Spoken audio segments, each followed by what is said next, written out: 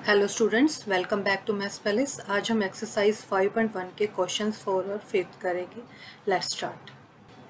Now question number 4 is if a point C lies between two points A and B. साथ में figure भी एक draw कर लेते हैं। एक लाइन है ए और B. C lies between point A and B. A और बी के बीच में पॉइंट सी है such that A C equal to B C. इसलिए ए सी और इक्वल टू बी सी है।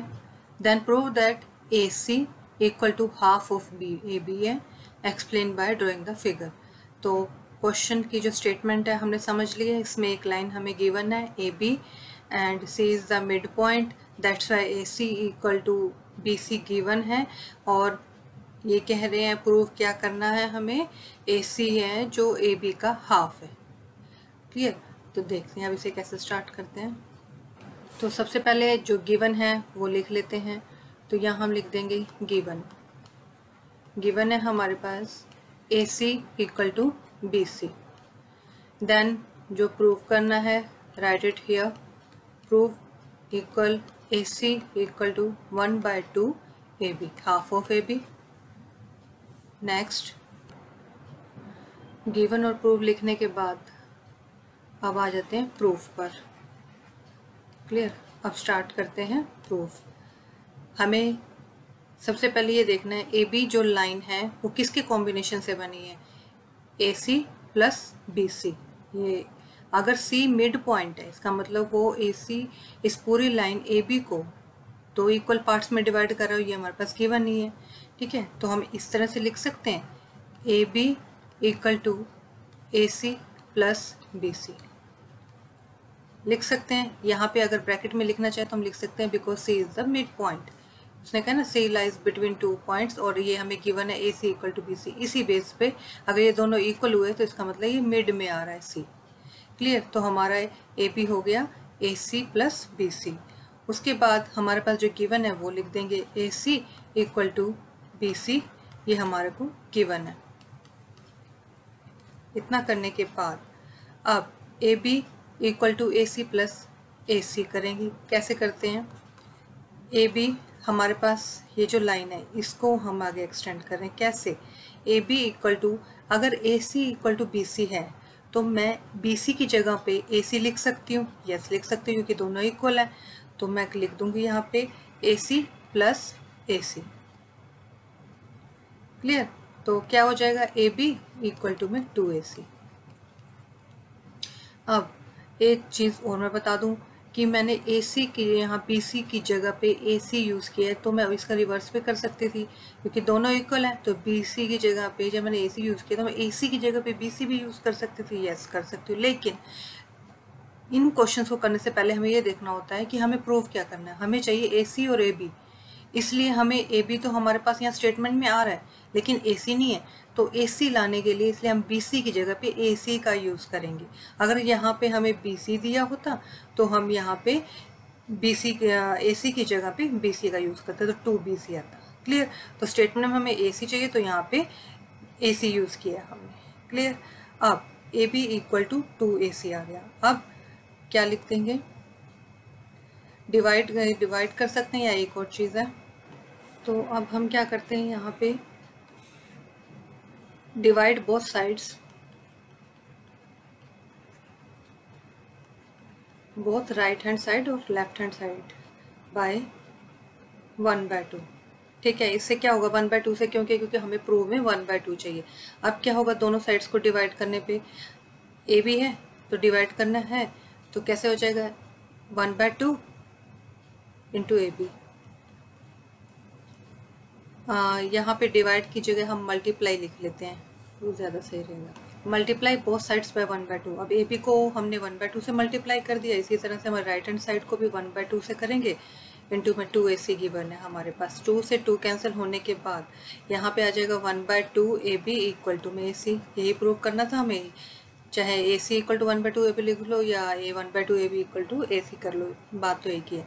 अब ऐसे भी कर सकते हैं या फिर डायरेक्ट भी कर सकते थे हम इस वाले पोर्शन को। यहाँ से जैसे ये हमारा ए बी इक्वल टू 2AC आने के बाद यहाँ से डायरेक्ट हम क्या करते, 2 को नीचे ले आते, ए बी अपॉन 2 कर देते और AC को एज इट इज रहने देते, और जो 2 अपॉन में है ये 1/2 है, तो बस 1/2 से अलग कर देंगे AB से, तो 1/2 AB इक्वल टू AC। एक ये पोर्शन कर सकते हैं या फिर ये वाला पोर्शन, दोनों में से कुछ भी कर सकते हैं। मल्टीप्लाई वाला अगर ये समझ आए आपको तो ये कर लो, अगर ये नहीं डायरेक्ट करना है तो इस पोर्शन के बाद AB इक्वल टू 2AC करने के बाद डायरेक्ट हम यहाँ से ये भी कर सकते हैं। क्लियर, बस यहाँ पे लिख देंगे हेल्थ प्रूफ, यही हमें प्रूव करना था। चलिए नेक्स्ट क्वेश्चन देखते हैं। अब क्वेश्चन नंबर 5, इसमें क्या गिवन है, इन क्वेश्चन 4, ये उससे रिलेटेड है क्वेश्चन 4 से, point C is called mid point of line segment AB। पीछे क्वेश्चन में हमने AB लाइन में C को मिड पॉइंट लिया था। Prove that every line segment has one and only one mid point, कि हर लाइन पे एक ही मिड पॉइंट हो सकता है, उससे ज़्यादा नहीं। मिड पॉइंट एक लाइन का एक ही होगा। क्लियर, तो अब हम क्या करते हैं, सबसे पहले एक फिगर ड्रॉ कर लेते हैं। एक लाइन है AB, C हमने पीछे क्वेश्चन में C मिड पॉइंट लिया था। अब इसने ये कहा है कि ये हमें प्रूव करना है कि किसी भी लाइन का एक ही मिड पॉइंट हो सकता है, मीन्स कि AB है तो इसका C ही होगा मिड पॉइंट, और कोई नहीं होगा। तो जो भी हमें प्रूव करना था उसका उल्टा लेते हैं, रिवर्स। तो हम एक पॉइंट और ले लेते हैं D, कि मान लेते हैं इसके 2 मिड पॉइंट्स हैं। ठीक है, अब क्या करना हमें, पीछे हमने जो किया था AC, जब मिड पॉइंट C है as given in the question, C अगर मिड पॉइंट है तो AC इक्वल टू 1/2 AB हो जाएगा। क्लियर, अगर if C is the mid point then AC equal to 1/2 AB, AC AB का हाफ हो गया। क्लियर, तो एक तो हमने ये वाली यहाँ पे इक्वेशन निकाल ली। अब लेट कर लेते हैं D, ये अनदर मिड पॉइंट है। हमने प्रूव करना एक ही मिड पॉइंट होता है, तो जो प्रूव करना होता है उसे रिवर्स लेते हैं। ये अब तक हम समझ चुके हैं, इस बात को हमने कई क्वेश्चंस में किया है। तो हमने एक मिड पॉइंट और ले लिया। अब यहाँ पे लिख भी लेते हैं, let D is any midpoint, D is any midpoint on AB line segment। Clear, तो अगर D को हम मिड पॉइंट लेते हैं तो AD हाफ ऑफ AB हो जाएगा। अगर C नहीं है, C को मिड पॉइंट नहीं मानते, D को मानते हैं, तो AD हाफ हो जाएगी AB की। तो बस यही चीज़ हमें यहाँ लिख देनी है, AD equal to half of AB। Clear, ये सेकंड स्टेटमेंट होगी। ठीक है, अब इन दोनों स्टेटमेंट्स का यूज़ करना हमें। क्लियर, तो हम क्या करेंगे, फ्रॉम फर्स्ट एंड सेकंड, इन दोनों में कॉमन क्या है, 1/2 AB 1/2 AB। अगर इन दोनों को हम कंपेयर करते हैं तो ये दोनों क्रॉस हो जाती हैं आपस में, तो हमारे पास क्या रिमेनिंग रह जाता है, AC equal to AD, AC equal to AD। जो कॉमन होता है उसे हम सोच लेते हैं कि ये क्रॉस हो जाए, करके दिखाने की ज़रूरत नहीं होती है, बस ये हम अपने माइंड में ये सोच लेते हैं कि ये इक्वल है, तो ये क्रॉस हो जाएंगे, तो जो रिमेनिंग फिगर होगी वो इक्वल में आ जाएगी। क्लियर, अगर AC इक्वल टू AD है, AC कहाँ है, अगर ये AC इक्वल टू है इस AD के,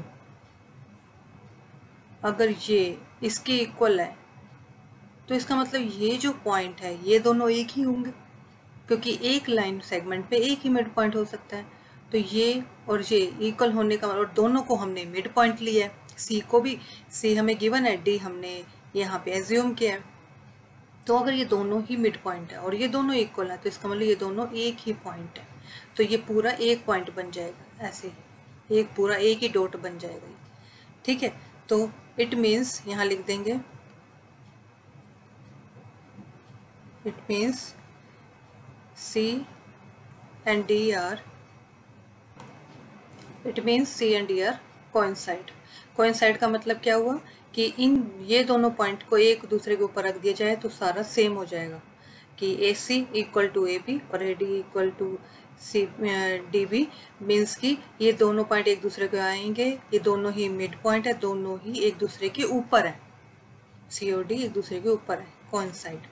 क्लियर, तभी तो हम ये प्रूव कर पाएंगे कि एक ही मिड पॉइंट होता है एक ही लाइन सेगमेंट का, इससे ज़्यादा मिड पॉइंट नहीं हो सकते, not more than 1। Clear, hope ये दोनों क्वेश्चन आपको समझ आ गए होंगे। फिर भी कोई डाउट हो तो you can ask in comments.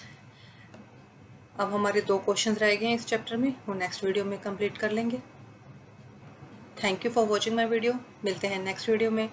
Till then be happy, stay healthy and keep connected to maths palace.